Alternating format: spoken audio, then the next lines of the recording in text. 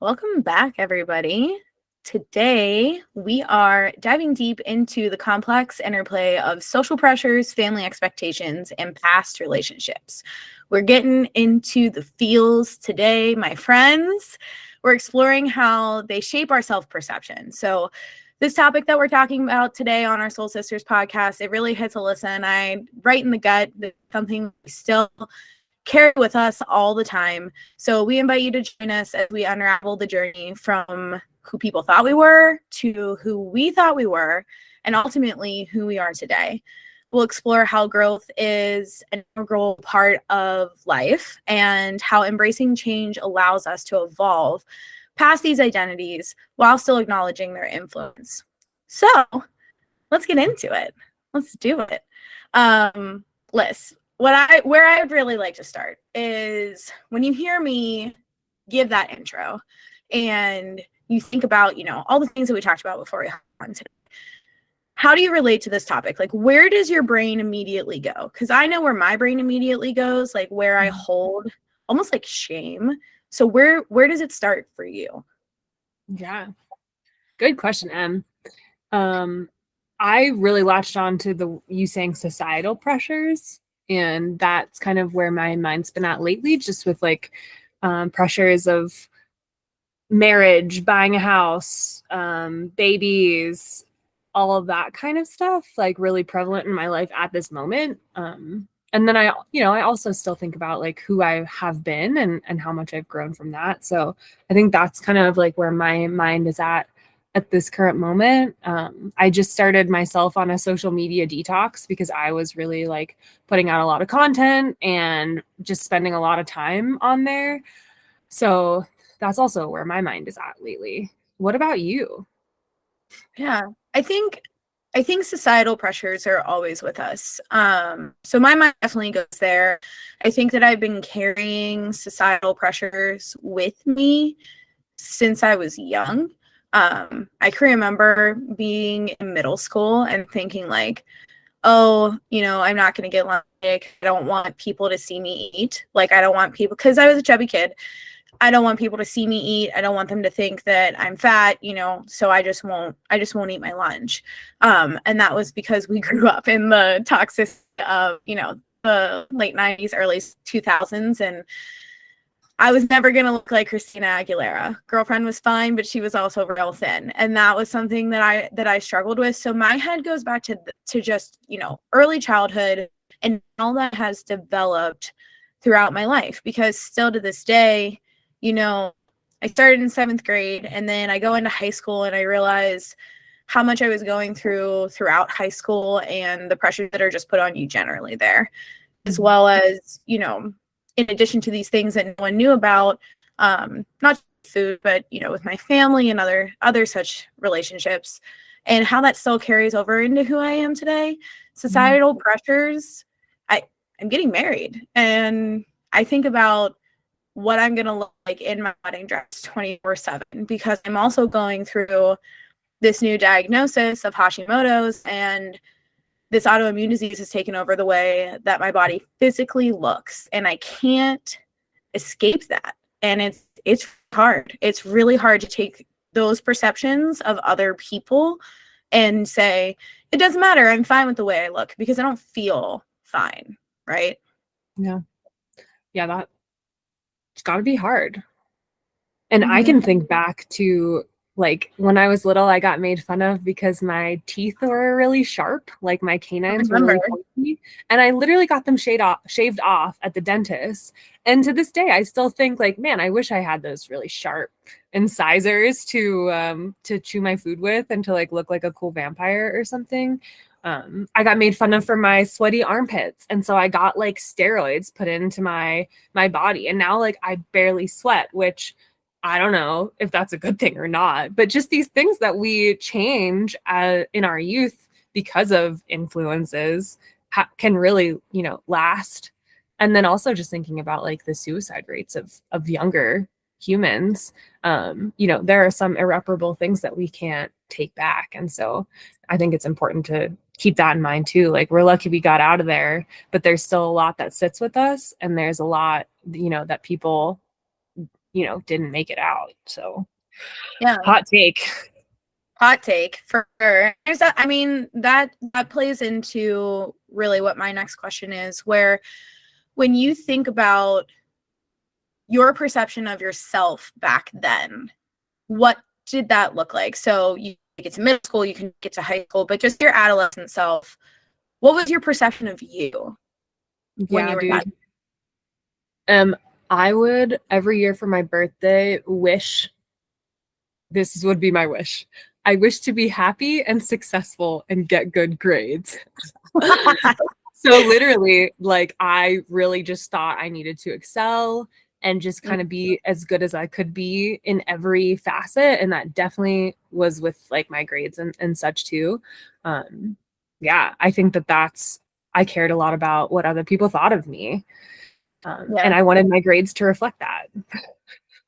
Can attest, you definitely cared so much about your grades. So much. I should have cared more about my grades. But also, supporting the fact that to this day you love to learn. So a lot of that can be, I have to be successful because of all these things that society tells me, and so therefore I have to get good grades. But also, I love that in your adulthood it has turned into, I just love knowledge. I just love to learn. I think it's such a beautiful thing about you, where you love books, you love, maybe don't love to study, but studying is something that you can commit to. It's something that you want to know, you want to obtain knowledge.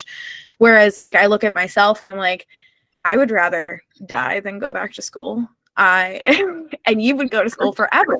So it's interesting how that translates. Yeah.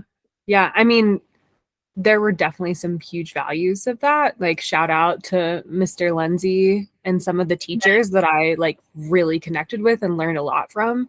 But also, like I didn't make the volleyball team. I sucked at basketball. I didn't really play any sports aside from field hockey. Shout out Greensburg Salem field hockey. But like I was not a part of like that social world in some ways. And I always thought that, I wasn't good enough in that realm. And then there's who was like star volleyball player, and like I loved coming and watching you and cheering you on. And as my best friend, I was really stoked for you. And also I was like, damn, I didn't make that team. So just little things like that too, that kind of felt really big at the time, but not so much anymore. Which is so interesting, because my perception of you back then was always the person that I aspired to be, because you were always happy on the outside. You always had something to do. It didn't matter. Like, you didn't make the volleyball teams, you went and did this team, or you didn't get into this, so you went and made friends over here. Like, you had so many groups of friends when we were in middle school and high school, and I would watch you and I would say, God, like, I just had so much social anxiety that I was just grateful, first of all, that you were my friend in general, which went way deeper than just, social climbing. But I was grateful that you were my friend, but I would watch you and I'd be like, oh my God, I wish I could be like that. Like, I wish that I could just connect with people without thinking, wonder what they think I look like. I wonder, am I sweating? Do I smell bad? How big do I look sitting in this desk compared to all the really tiny girls that we went to high school with? Because that was always playing through my mind. And so I couldn't focus on like the actual people in front of me. And it's very interesting that to you, that social play, that perception of yourself was almost like you were not good enough. But to me, I was like, my God, I want to be like her, and that's not just me pumping you up as my best friend. That truthfully happened. Like that was real. And it's weird too, because, we were so close, and I think thought some similar things under the surface. Like I remembered you would like always have inside jokes with people, and like you're just so freaking funny. And I always remember thinking like, I don't even know what she's talking about with this person. Like they are so funny, and I am just over here like, haha, I'm glad to be around the laughter.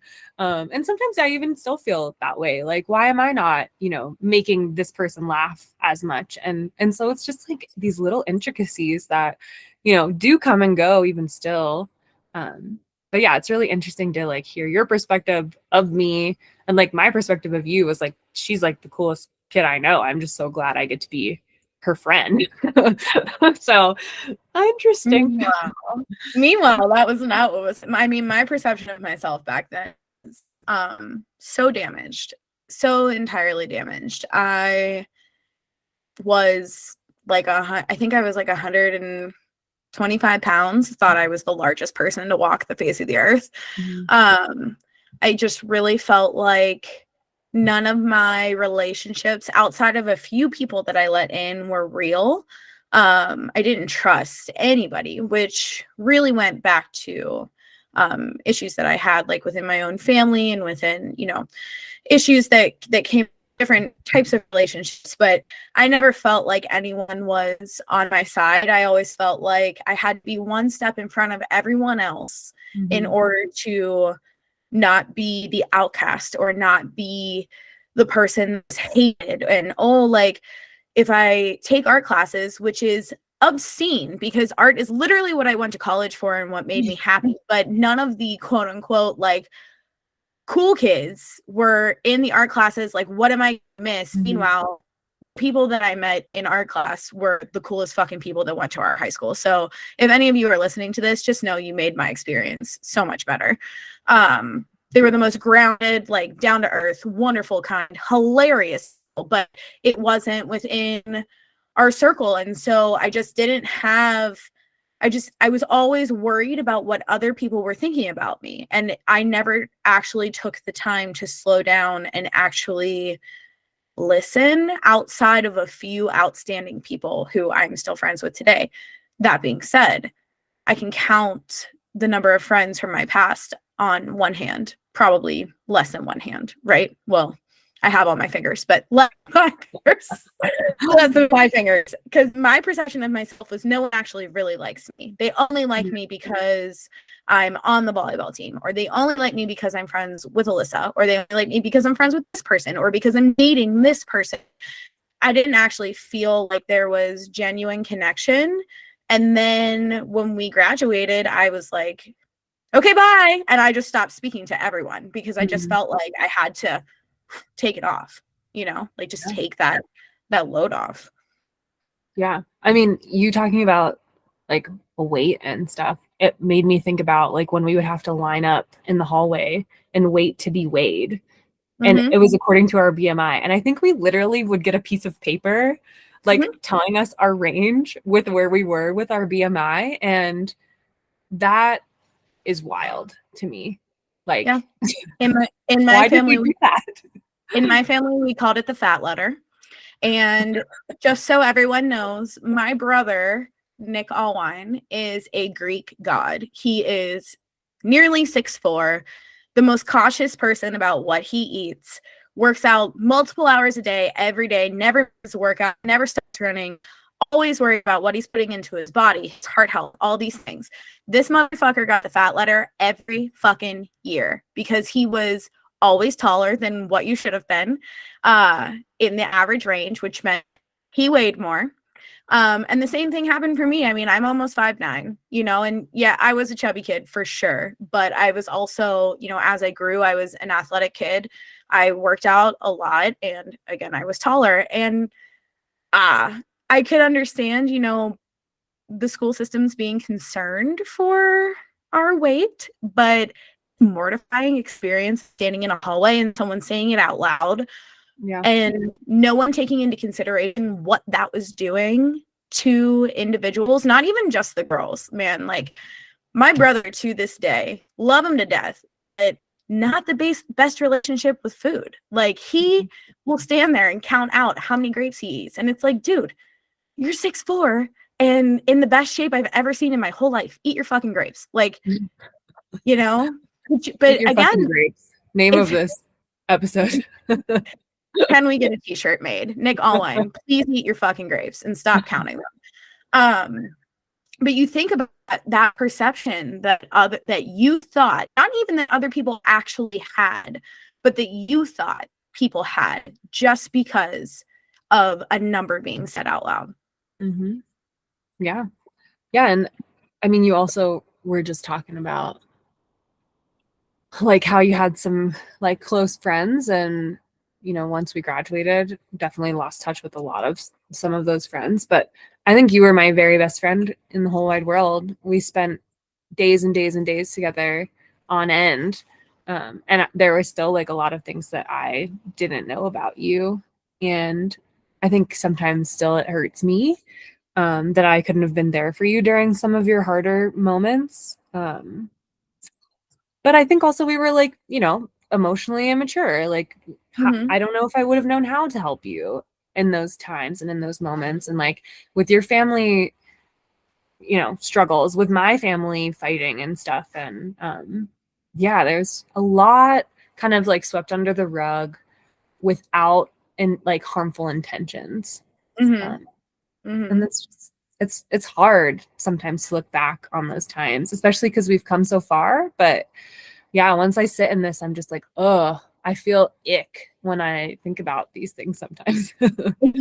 And I think about these things in relation to our present day life. Like, I feel, I don't know how you feel, but for me, going to our hometown, I'm on edge. The second I get to like that point in my drive where I'm like, okay, we are in Greensburg, PA, my anxiety is immediately up. Like, Mhm. I don't want to see people. I don't want people to see me. I don't I'm getting uncomfortable just talking about it. If you're watching the YouTube clip of this, like my shoulders are growing up. You can see my body language. I'm physically uncomfortable because perception is everything. And it's very hard to let go, not even of the way that people perceive you, but the way you think Yeah. that they perceive you.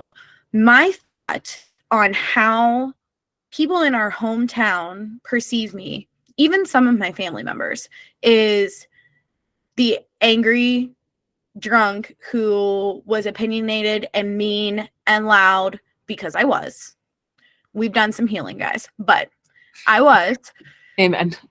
Amen. Because I was. And forever, the perception of me at 15, 16, 17 years old, that's who I am to Mhm. people. And it makes me increasingly uncomfortable because the people that know me in life know that that's not who I am. And if you were part of my journey during that time, you can see my growth and I'm proud of my growth.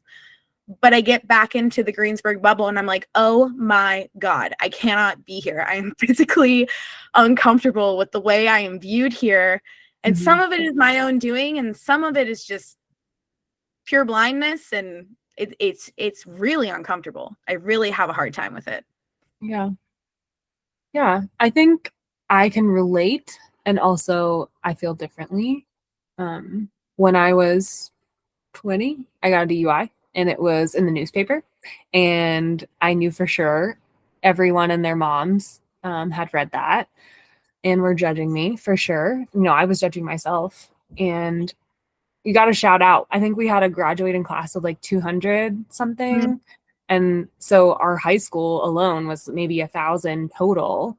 And that's not that many people once you like really, spend 12 years with that group of people. Um, so yeah, I felt really like suddenly it was a really, really small world and everyone mm, knew about my world. And so there was a lot of like me having to let some things go because I knew I wasn't going to be able to like change that opinion. I had just graduated high school, so there was no like going back to that space and proving someone wrong or anything like that. Um, yeah. So I knew I was going to lose my license. I took a road trip to Colorado. I finished out college in PA, and then I left. I haven't been really back to Pennsylvania much since. But when I do come back, and maybe it's because I get to be a little bit more removed than Pittsburgh, where Em lives, but like when I do come back, I love being in certain places that I had good memories, and like I love going downtown and walking around. I do get that feeling of like anxiety, especially when I see someone and we don't interact. Like there are so many mm, people that I, had spent time with, and like we wouldn't say hi to each other anymore. And that kind of makes me a little sad. And that also just makes me feel like I've been gone for a long time. And I wonder mm. what they think of me. I don't know what I think of them, and maybe they kind of feel the same way. But yeah, it definitely gives me that anxiety when I see someone. But when I'm in it, I'm like, oh man, I just love this Dairy Queen. I remember when I would walk over here from the pool, and maybe I wouldn't go back to that pool, but some places I would definitely frequent. Yeah. We would never make it as celebrities. No. But the perception of like just the way that social media impacts perception as well is so uncanny. And so I think about what you said, where like when people see me, I wonder what they think about me. And I wonder what you do to combat that. Because for me, I would say being removed, right? Like I said, I can count on one hand or less how many people from my past I actually still frequent with. Also, if you're one of them, I love you and thank you for loving me during all the stages of my life. You're a real one. But, I wonder, how do we get past wondering what other people think about us? Because I believe it to be human to think like, oh, I wonder like if this person still thinks of me, or saw this person at the grocery store today and I want we speak, but wonder what they thought in their head because I know they saw me.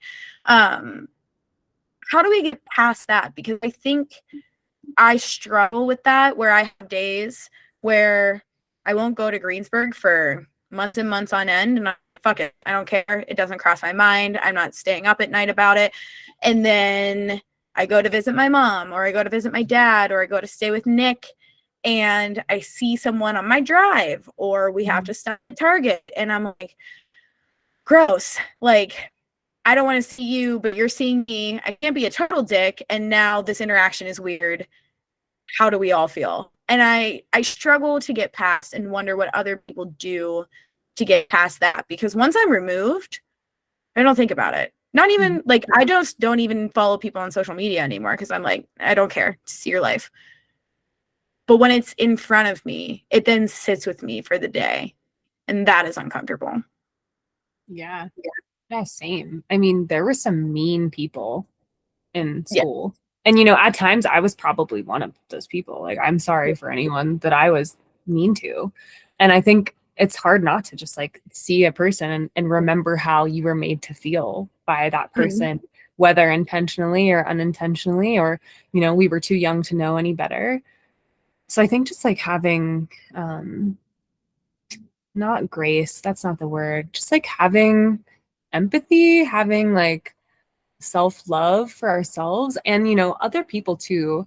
There are people I don't like, and it's that quote, like, if you wish bad on someone, like you're drinking poison even though you want them to drink the poison. Like, I think it's very much that. And so just like trying to be present with ourselves and like, okay, I need to leave this area, or I need to take a step back and take a breath, but sometimes we don't get to just run out the door when we see someone we don't want to see. So yeah, I mean, what do you do in those moments? I hide usually. It's what I'm good at. It's not healthy, but it's what I do, right? Like, think about that pattern. It's what I did in high school. Everyone thought they knew me, but there were only a few people that really knew me. And even the people that really knew me still didn't know that much until much later in life because I was hiding. And I went to college. I felt like I didn't have to hide as much because I cultivated, well, shout out to my friend Steph, who helped me cultivate, because without her, I would have had nothing. We cultivated this little family of women that I felt supported and strong with. So I opened up a little bit more, which then made me open up a little bit more to people like you, or, other people that I still kept in touch with. But I still, there were still things that were hidden. And then in my adult life, I hid a lot, like a lot, to the point where my soon-to-be husband wasn't allowed to pick me up in his car or know where I lived for 8 months. Trust issues, people. They're not healthy, but we're getting better. And so in those moments of not knowing what to do, I feel like I go in, like, I'll walk the opposite direction. I just won't speak. I will pretend I didn't see you. I will, it has happened. And if you're one of those people that it has happened with, please know it's not personal. It is self-preservation. I struggle with the line between I have to have a boundary because I don't like who I was when I knew you and who you knew me as. And okay, human decency says you should say hello because it's been 15 years and no one gives a fuck. So it's very hard to navigate what I would do because at the moment, I usually just want to turn around. Mm-hmm.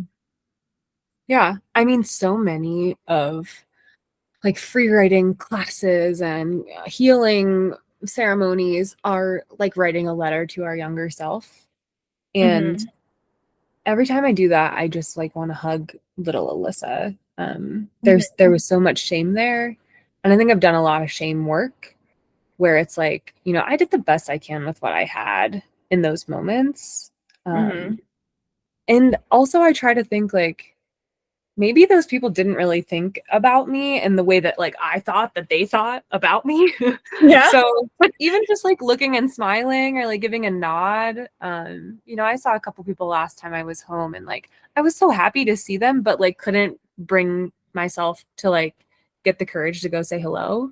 And so, you know, I think it's a work in progress and like hopefully it gets better as we get older. Sometimes I think like, oh yeah, we haven't talked to them in 10 years now. If I see you in 10 more years, like how will that go? But I don't know, just like giving that little Alyssa and little Emily like the love that they like could not receive that time. Yeah. I just think about all the things I don't do because of it.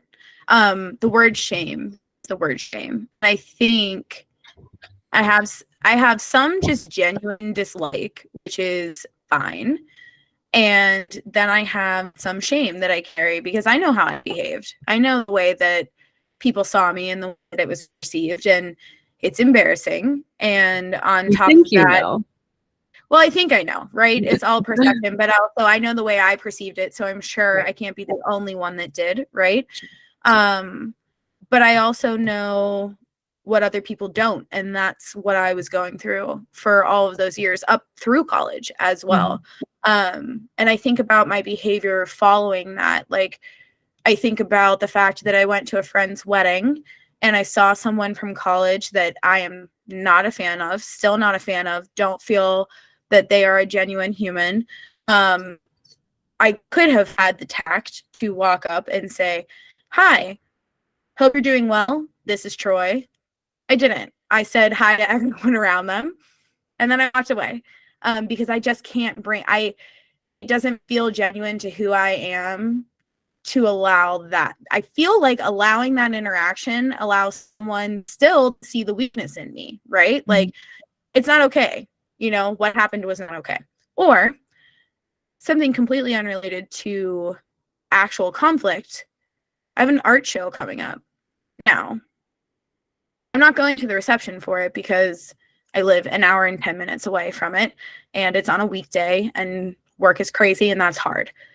But I can't say that I would go if it were on a weekend because I don't really know how I would feel to be surrounded by all these people in Greensburg.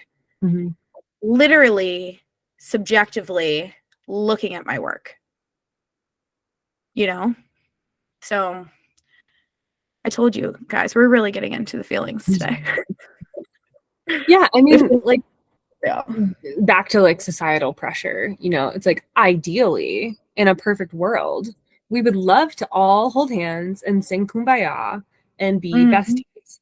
But that is not the reality that anyone lives in unless you found yourself in like a lovely little commune in the middle of nowhere, but you still probably have to like pay taxes or do some of that stuff. And when I think about taxes, I'm not thinking Kumbaya. I'm thinking, fuck the man. Why am I paying taxes? So I think either way, like we're not getting out of that like pressure put on us. And so it's important to just like give yourself that grace. Like you don't have to be friends with everyone and you don't have to put yourself in positions where you would be uncomfortable.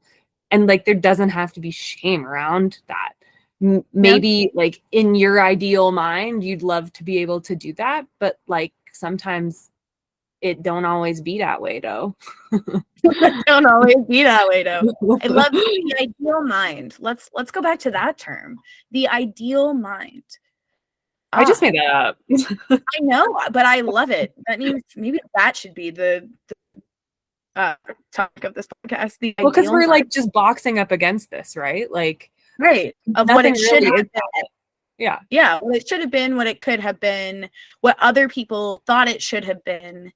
It's very interesting how that ideal mind. And then you put social media up against the ideal mind and you're like, Jesus Christ, I don't even know what I like anymore. Tell me what you talked about a social media. Am I okay? What are words? You're okay. Edit that out. Put that in there. What are words? You talked about a social media detox earlier in the podcast, and so I'm wondering what was your like final straw? What, because you always talk about doing things like that. So what happened where you were like, you know what, now click, decompress? Yeah. Ooh, a couple things. I think the first one being that this is like something I talk about in therapy. And it was on my mind a lot for a long time. And then I have like that wellness app on my phone that tells me how much time I spend on, specifically for me, it's Instagram. And I would set an alarm like, okay, you're only allotted, it was 30 minutes. And then I would go past 30 minutes almost every day. And I'd have to be like, okay, give me more time, give me more time. And I just did that for a long time. Yeah. And in my mind, I was like, oh yeah, like if I die, I want people to see like the cool shit I've been doing, which is morbid, weird, unnecessary. And so I just really spent a lot of time thinking about this. Like I talked about in therapy, I talked about out loud with friends. I had a couple other friends who like tried to social media detox and then like just created a different relationship with it. But for me, I could not do that. And so I just have kind of like removed myself from it. And yeah, I think that was kind of just my final straw of just like being in that for so long and finally just getting sick of it. Also, I've been listening to this podcast with Rainn Wilson from The Office, who I love him. If you ever want to listen to Soul Boom, it's so good. But he kind of talks about like what social media is doing to us as a culture and how it's like really negatively affecting real life relationships. And so that really like kind of solidified my decision that was going on in my head for a long time, but I couldn't get the courage to just like do it, do the damn thing. Yeah, he even recommended like at the end, like what can you do when you're just like caught up in the news, like, oh my God, what's going on with Gaza? Just unimaginable when we're just like in these, news things that really, really hurt. And it's like, okay, you can still be informed and you also don't need to get your news from media, like social media. So I think that also just like hearing someone else talk about it in a way that could land for me really helped me to be like, okay, yeah, like I can figure some other things out. And already my relationships with like my real friends have been better because I'm like reaching out or like trying to make plans. So I've already noticed like a few, and I just have more time. Like I've noticed some positives already. Yeah. What are the things for you? Because I know for me on social media, I see people, and obviously physical is very, very prominent in my mind. What I look like against other people. And then there are these creators who are like, I look like this when I pose, but also I look like this when I don't. And I appreciate people because what we have to remember is that social media is literally only what people want you to see. It is this highlight reel of life. It's not real life, right? Even when you're on our Soul Sisters pod Instagram, it's clips and tips and tricks, and it doesn't mean that we don't have bad days or that we're not going through it or that we're not insecure, because we are, and it's happening every day, all the time. I think that, what triggers you the most on social media? Because I think for me, it's this perception of life is so great, but actually shit is hitting the fan all the time, you know, and there are some people that thrive off of, you know, look how great my life is. Be jealous of it. I am related to some of those people, you know, be jealous. Look how wonderful my life is. And then there's people that are like, yeah, life is dope. I've done some cool things, but also this shit sucks right now. Let me tell you about it. And that, it's very triggering for me when you see those people that just like all the time want to shove down your throat how happy they are. And it's hard to keep in the back of your mind, like they have to be projecting something there. We can't all be that happy all the time. Wild. Yeah. And I think it felt ingenuine. I think it felt not genuine, disingenuous to me.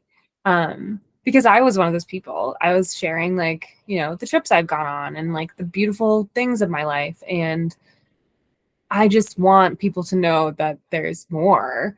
And I want to share my struggles, but also it's hard to share on social media. Like maybe this podcast is a great avenue. I talk about my shit all the time to all my friends who will listen. Like they can hear all my struggles and that feels genuine. And, you know, they have some too. Yeah. What are I don't like to use the word triggers, but like, what are the things that just irk me on social media is like just seeing people in beautiful places. And I'm like, I want to be there. I want to go there. Why haven't I been to Prague yet? Like, why am I not in Thailand? And that shit is like what gets me. And it's so dumb because like I can't be everywhere all at once, everything all at once. But, you know, when I see it, I'd like to try. And that's not realistic. That's not me texting Alyssa literally 2 weeks ago and being like, why haven't we gone on a yoga retreat in Bali yet? That's wild. We should do that. It's coming.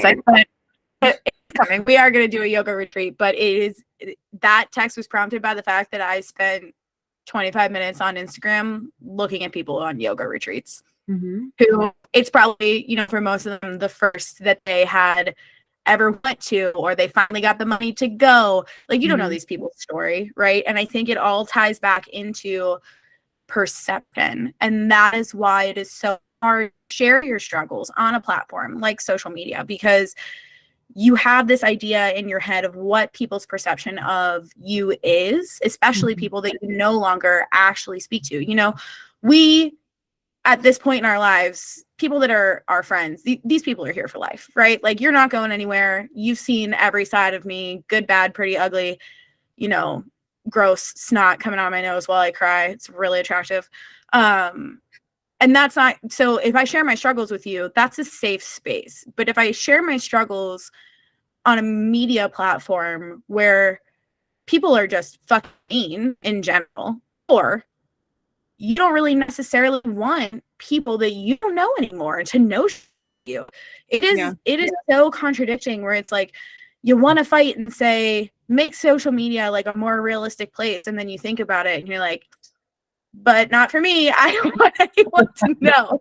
I don't want you guys to know. It's so uncomfortable. And you get stuck in that highlight reel. It is a vicious circle. Vicious. Yeah. Yeah. And I think that this feels really freeing and real and genuine. And I hope to come back to social media with like a new lens on it. I used to like do field work for my job. So every summer I was without service, and that reset was so critical to my well-being. I didn't realize it until I didn't have it anymore. And so now I don't have that anymore. And it's really hard. And I'm not able to pull myself out of the doom scroll that I like to call it. So the doom scroll is so real. No offense to anyone who, you know, is only sharing their highlight reels, and like props to people who are sharing the hard stuff on social media. Like there's not enough of you and we love to see you. And, you know, it also is hard to see, you know, seeing the news in Gaza again, like that is so hard. And I still need to be informed. And also, I don't know if I need to be informed when I wake up in the morning and when I go to bed at night, which is when I primarily social media. So it's like, okay, what can work better for me?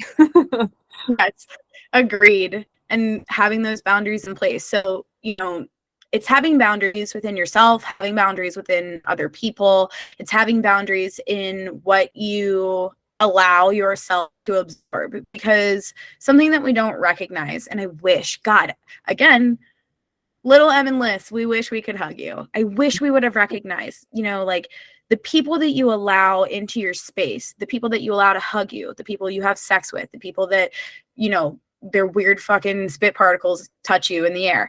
Anyone that you allow within your bubble, you absorb that energy. You literally carry that with you. People think, I mean, this is getting weird, but people think that the expression of, if you sleep with your partner, you've now slept with everyone you've slept with and who they've slept with. That is literally true, because you carry that energy with you always.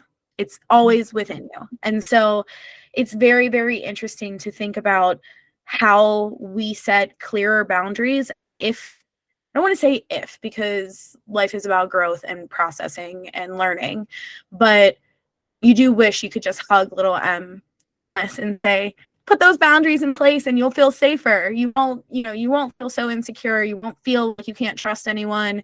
You won't feel like people are going to leave you all the time if you have these boundaries in place.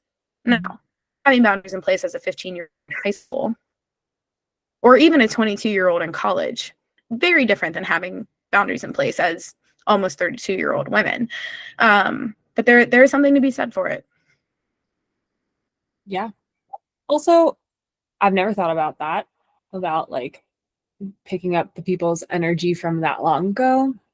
I learned a fact recently that's like our cells are completely new after 2 years. So I love that little bit of hope too, that like I don't have to have the energy from some of those people that I, spent a lot of time with when I was younger. So, but you're right. Like you're not wrong that we, carry some of these feelings and situationships with us as we move along in life. And yeah, boundaries, they're important stuff. And I think they get way easier to enforce and feel out as we do get older. In our 30s, they say that your 30s, 40s are like the best time. I was listening to another podcast, and this woman said that your 70s are the best time because I think it was your 60s, because like your body is still like doing good. It's not breaking down and you really don't give a shit about anything anymore. So like I'm super looking forward to my 60s. But yeah. Just shout out to our moms. Our moms are in their 60s and they're gorgeous, darling. Following that inner voice and like that gut feeling, or even following like your mom's voice, if that's like, something that feels right for you. If it's like, oh yeah, like mom would say this, and like listening to that, those can be like really subtle ways to set little boundaries instead of like hard and fast, no, do not cross this line, you shall not pass, versus like, okay, this doesn't feel right, I'm just gonna like tiptoe away and move towards like my friend, or move towards like something I'm looking forward to. My dog. Changing that energy. Yeah. Guys, that hard and fast energy she's talking about, that's me all day. That's Emily boundaries, which is good. Emily's boundaries are literally defined by black and white. You're in or you're out, and if you're out, good fucking luck. So we're working on that. We've done a lot of growth, and we're working on that. But so when I talk about growth, here's where I want to go with it.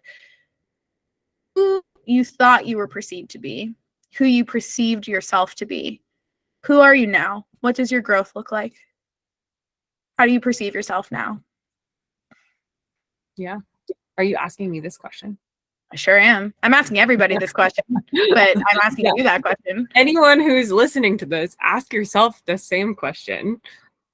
Pause. You get a chance to think about it. Come back. Who do I see myself as? Ooh-wee. I knew this question would come up. I had literally the same question for you. What do you want people to know about you? What's the most important like aspects of your life right now? I don't know. I just want people to think that I'm working and striving to be my most genuine self. And like, I don't even know what that is sometimes. So, like I said, just like going in the direction that feels right is like literally all I could expect from the people I love and from myself. And so, yeah, I want people to like strive for that, and like be okay with making mistakes and like, doing the wrong thing sometime and like hugging our little selves and being like, man, you were like really struggling then. Like, it's okay. I want people to think that I, care about genuine like human interaction and how like humans are going to like move forward in this world. Like, man, I got a lot of like deep existential crises going on because of the world that we live in. So like, Don't yeah, we all? and I'm just a work in progress. And yeah. What about you, Miss M?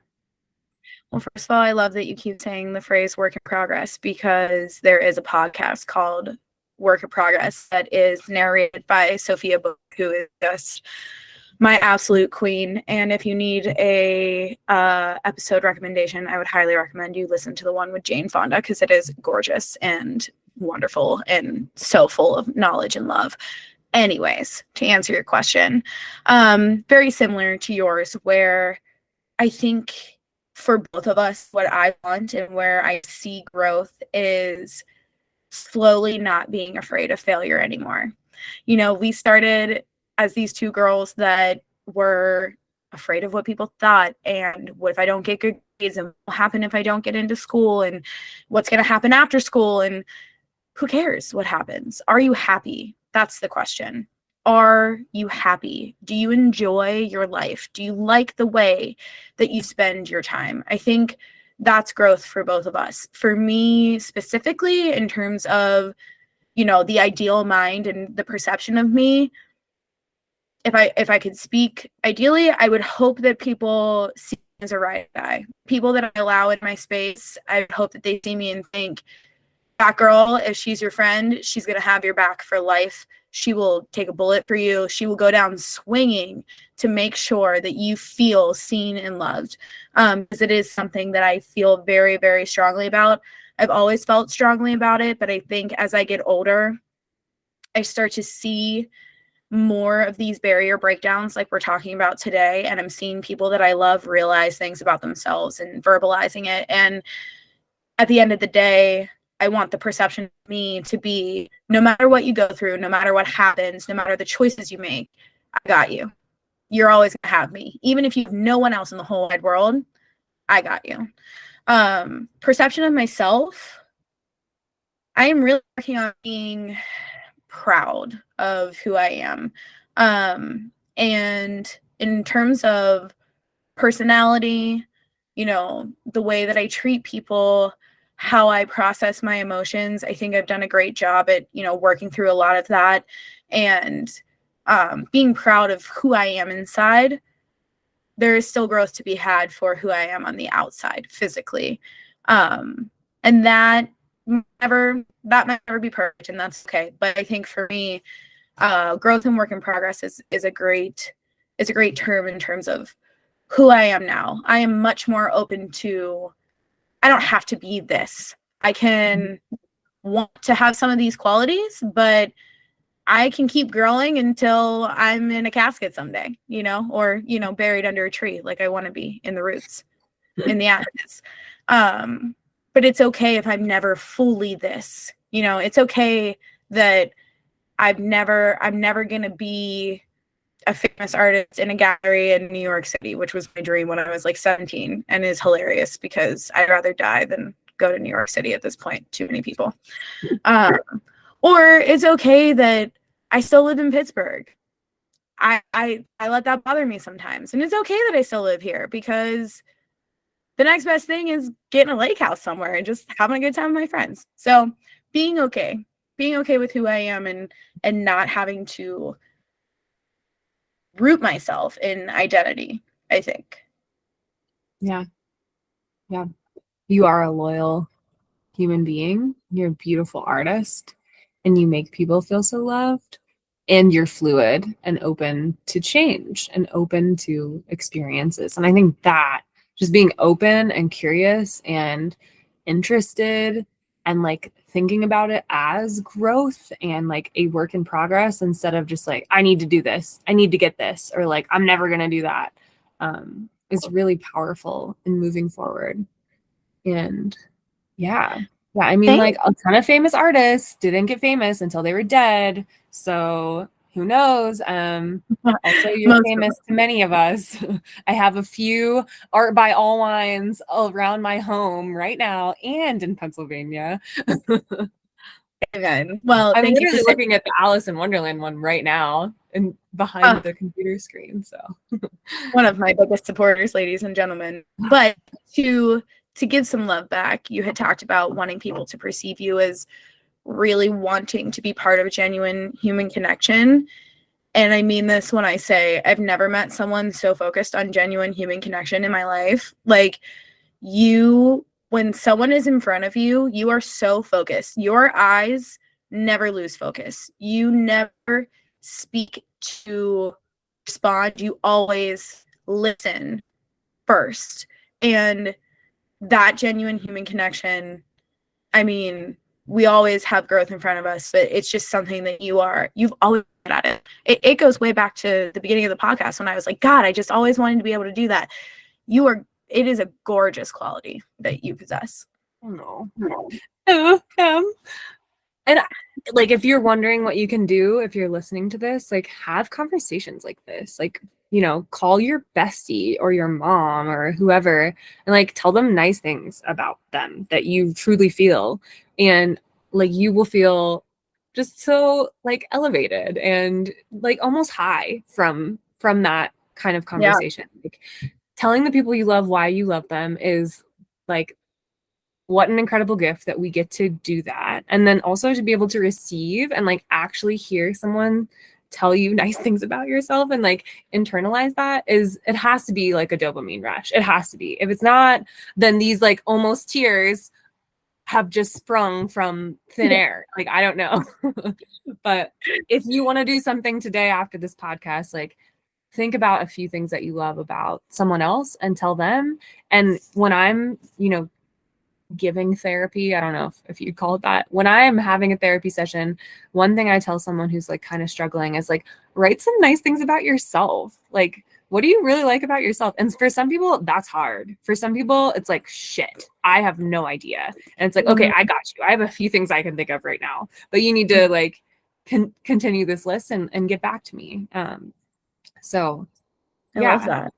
Why don't let's give them a place to start. Tell them about, before we leave today, let's talk about the happiness idols, because that would be a great place to start a list about, you know, what you like about yourself or what makes you happy in life. Mm-hmm. Talking about these 4 happiness idols, which are power, money, pleasure, and admiration. So tell them a little bit more about that list so they can start those lists. Well, these can be areas where you want to improve too. And I learned about this from my fellow Rainn Wilson, Dwight. Love this guy. I love him so much. I'm very invested in it right now.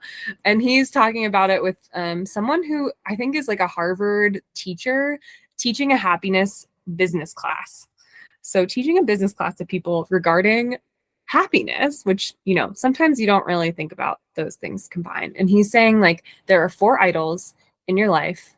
So, and one of them is the most important, or one of them is one that like really makes you feel something. So there's power, money, pleasure, and then just like gaining admiration of others. And I think we've talked about one of them pretty intensely today, admiration of others, or like accolades, how other people feel about us. This is definitely one that maybe was one that I was really focused on as a kid for sure. I think as I've aged, pleasure is one that is like, okay, you gotta be mindful of this. Like you can't only seek pleasure. You need to like have a job, and like you can't just go frolic in the woods, Alyssa.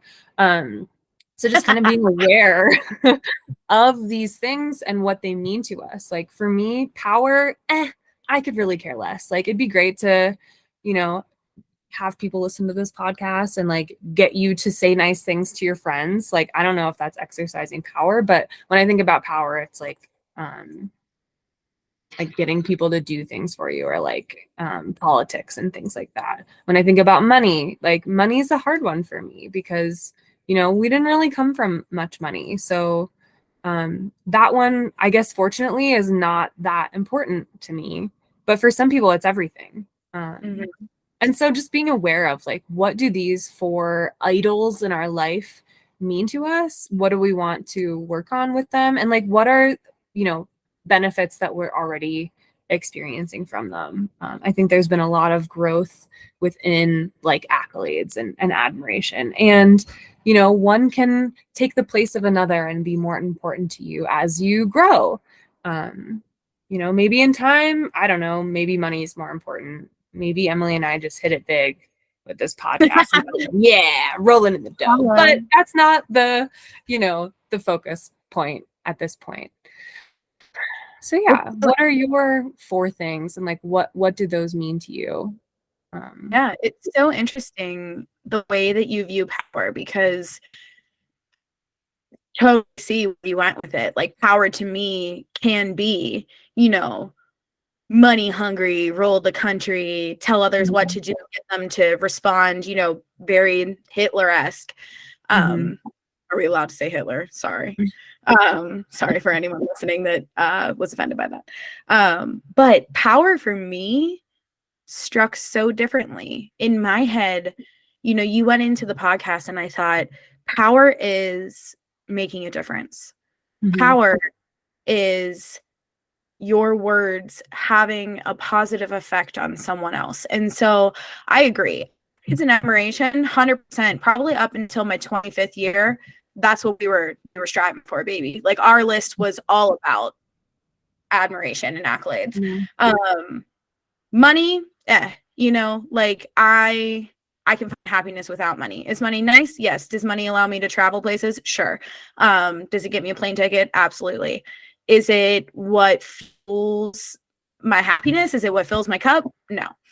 But pleasure being number one, what brings me joy, what actually makes me smile. I think about before we actually started recording today, and Alyssa and I were brain dumping, and just the way her mind works made me smile. That's pleasure to me, right? And when I think about power, I think about having an impact. I think about, you know, my cousins, my siblings. I think about people that are younger than us, people that might be listening to this podcast that don't have an avenue. So I would say pleasure number one, maybe power unexpectedly number two, if we're looking at it in that format. And if I was going to make a list of, you know, what I like about myself or what I can do to bring myself happiness, and I looked at power, the happiness of others is what brings me joy. So if I have the power to fill your cup, or I have the power to, you know, give you an avenue for mental health or physical health or emotional health, for spiritual health, that's good for me. You know, that brings me joy because I want to see you win.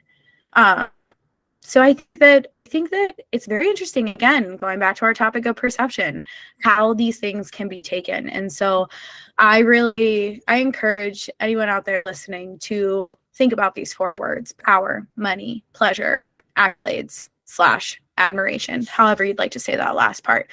Think about what they mean to you, and think about the list that you're going to make, things about you like about yourself, things that make you happy, and the way you perceive those words, how do they tie into that? Because there is a lot of strength and growth to be had there. Yeah. And I love the way your brain works. And I really appreciate that, like, not even twist on the word power, just like you said, another perspective. I recently went to Poland and I went to Auschwitz, and Hitler was on my mind, probably a bit more than, you know, usual after being in such a powerful, I just accidentally said the word, like a powerful space. Yeah. So yeah, try to think about them from different aspects too, and just like different moods. Maybe revisit it in, a year from now or a couple months and look back like, oh, how do I feel about pleasure now? Um, yeah. Oh man, I love where this went. We really do little planning. We do a little planning for sure, but we don't do very much. And this feels like it was just a good space to be vulnerable and like hopefully invite others into that space For as well. For sure. Homework between now and next release, everyone. We're gonna write our list too. Think about those 4 words and write that happiness list and send it our way, even if you don't want us to share it with anyone. We'd love to see, where your growth and your happiness lies. And we just thank you for being here and for listening and allowing us to have this space to heal as well. We aim for this podcast to be a place for other people to heal, but a lot of healing happened in this recording and others as well. So we thank you for sharing it with us. Tell your soul sisters you love them. Amen. All right. Have a good one. Bye.